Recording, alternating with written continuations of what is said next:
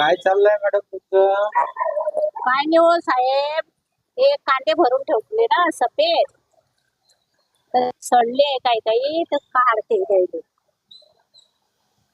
सफेद कांदे. बघा, माझे काही मित्र आहे ना खानदेशी, हा तर त्यांच्या घरी मी असं पाहिलं लसूण टांगलेला आहे.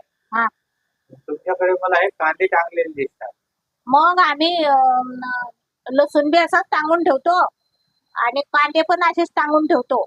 कांदे हे काही स्वस्त नाही काही, 70 रुपये किलोने कांदे आणले आम्ही. हा वेगळा कांदा आहे का काही? हा वेगळा आहे ना कांदा, हा सफेद कांदा म्हणता.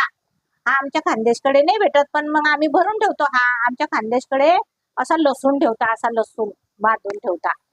अच्छा. आणि हा आयुर्वेदिक म्हणून काम गुणकारी आहे. याचं काम इतकं होते ना मस्त भारी.